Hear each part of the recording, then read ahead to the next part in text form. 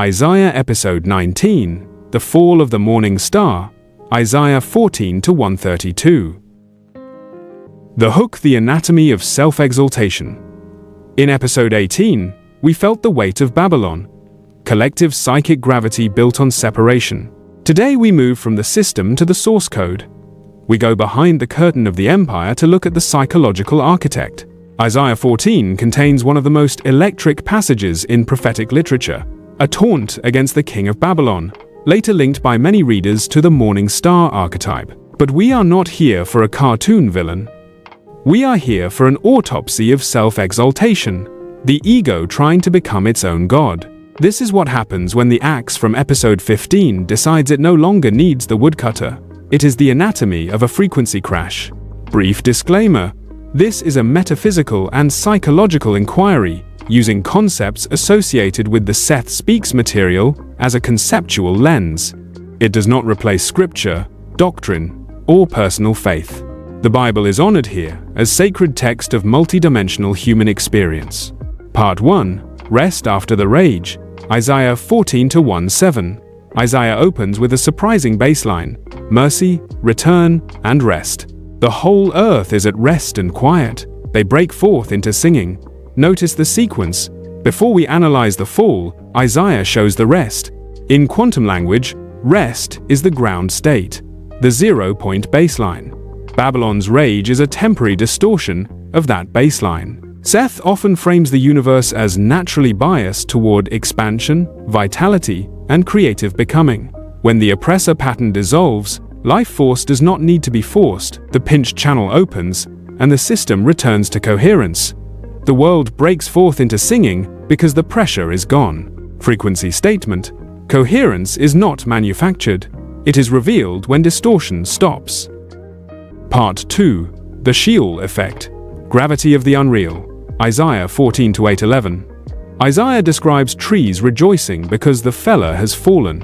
Then he turns to Sheol, the realm of the unreal, stirred to meet the fallen king. Read Sheol here as a psychological basin, the shadow archive of what the ego refused to integrate. When a control-based identity fails, it drops into everything it avoided: vulnerability, limitation, equivalence. And notice the strange welcome committee in the text. Old rulers and old thrones rising to greet him. In our lens, these are archived patterns, earlier loops of pride, domination, and humiliation stored in the collective memory. When the inflated self collapses, it does not fall into nothing. It falls into history. It meets the truth it tried to outrun. You cannot build a permanent identity on temporary altitude. The taunt in Sheol asks a surgical question: have you also become as weak as we? This is the terror of the inflated ego. Sameness. Babylonic identity survives by being special, higher, untouchable. But in the moment of collapse, the charge drains. The performance cannot hold. The person discovers they were always made of the same human material. Seth would call this a high impedance state, losing its voltage. In systems theory, it is a loss of differentiation by dominance. The hierarchy collapses, and what remains is basic humanity: needs, limits, dependency, and the requirement of relationship. The ego experiences that as humiliation. The soul experiences it as re-entry. Micro-practice, 8 seconds. Whisper, "I am allowed to be human." Then inhale once and let your shoulders drop. Metaphysical glossary, quick keys for this episode: Morning Star, brilliance that forgets its root. Sheol, the basin where denied truth returns for integration.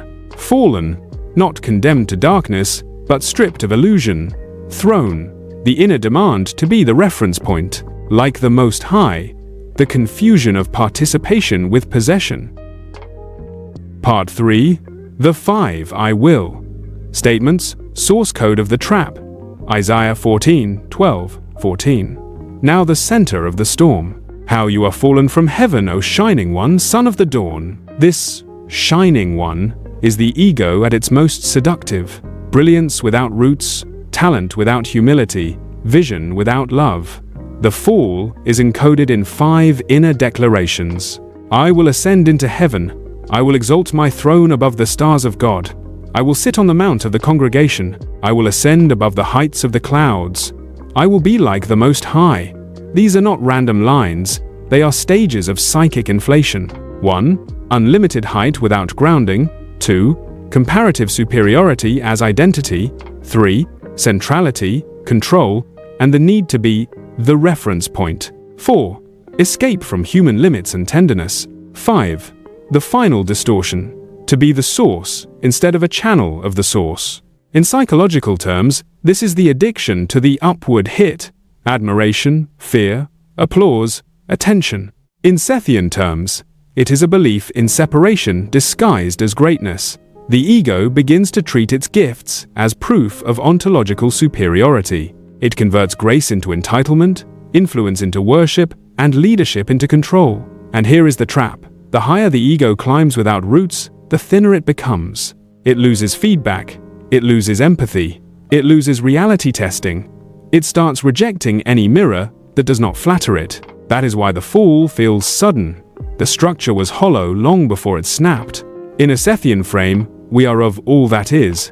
But when the ego claims, I am the whole, in isolation, it severs the silver cord of vitality, connection, reciprocity, humility, feedback. It becomes a closed loop, and as episode 18 showed, closed systems drift toward entropy. Diagram trigger. 5-step ladder labeled, I will, rising into thinner air, then snapping into a downward arc. Frequency statement. The ego does not fall because it shines. It falls because it tries to own the light. Part 4. The Great Descent. Quantum correction. Isaiah 14:15-17. Yet you shall be brought down to Sheol, to the depths of the pit. This is not revenge.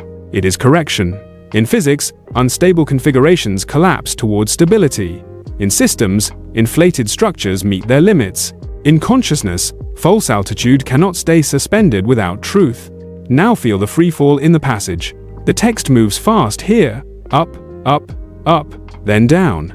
That is the rhythm of narcissistic inflation. Acceleration without grounding, followed by a sudden loss of lift. The wave collapses because the observer tried to force permanence onto a temporary state. Isaiah says observers will stare and ask, is this the man who made the earth tremble? This is the magnification effect in reverse. Power casts a giant shadow.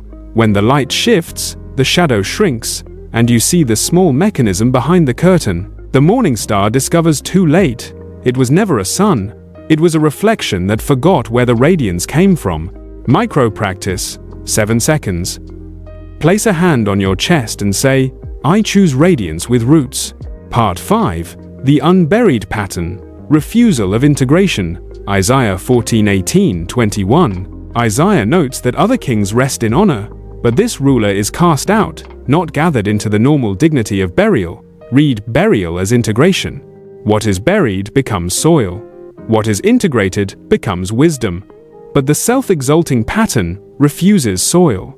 It refuses learning. It refuses humility. So it cannot be recycled into renewal. It becomes a public warning, an exposed structure, no longer protected by spectacle. This is the fate of narcissistic systems. They cannot compost into insight because they deny their own limits. They collapse into emptiness, and history steps over them. Part 6. Pruning the timeline. The erasing of lineage. Isaiah 14:22-23. I will cut off the name and remnant, offspring, and posterity. In the spacious present, some probable futures are pruned. Isaiah describes that pruning as an erasing of legacy. Why? Because legacy without coherence cannot remain. Think of name as signal. In a healthy system, a name points to a stable essence, truth, service, creativity, love. In a Babylonian system, the name becomes branding, a hollow signal amplified by noise. When the signal has no substance, it cannot transmit across time. It fades because there is nothing to carry. Seth suggests destructive thought forms are self-liquidating. They lack the vitality units to persist. Love, truth, and creative reciprocity bind a system together. Self-exaltation dissolves those bonds. So the broom here is not cruelty. It is reality's self-cleaning mechanism, the universe clearing static so the song can be heard again. Frequency statement. What cannot love, cannot last. Part 7. Breaking the Assyrian. The vector of evolution. Isaiah 14:20, 4:27. Isaiah pivots to Assyria again, linking the internal archetype to external oppression. The Assyrian is the morning star pattern with an army, domination made systemic, and Isaiah declares a larger principle: the Lord has purposed, and who will annul it? In quantum spiritual language, this is the irreversible vector of evolution. Consciousness moves toward unity. Any ego or empire that tries to reverse the vector back into separation eventually breaks, not because God is petty, but because reality has momentum. You cannot stop the branch from growing. You cannot stop the axe from falling. Closing, falling, or flying, we have looked into the trap today. The 5 I will statements. The Sheol effect, the correction of descent. The morning star fell because it tried to ascend through isolation, to become a sun without a system, to own what was meant to flow. Your call to action: examine your own I will today. Where are you reaching for height without roots? Where are you chasing superiority instead of integrity? Where are you avoiding vulnerability by climbing into performance? Here is the secret. You are already a star, but your light is participation, not possession. Drop the I will of exaltation. Take up the I am of alignment, because the only way to fly without falling is to remember, the hand holding the universe is the same hand holding you. Next episode, Episode 20, The Oracle of Moab. We leave high empires and examine proud neighbors, how cultural pride can become a quieter Babylon. Refined CTA. If this series helps you navigate the 5 I will traps and return to your true center, subscribe to Quantum Spirituality TV and Kiosh TV. By joining, you help amplify this coherence field. Remember, the tool is powerful, the hand is holy, and the fall can become the beginning of a truer rise. Leave a comment. Which I will are you putting down today?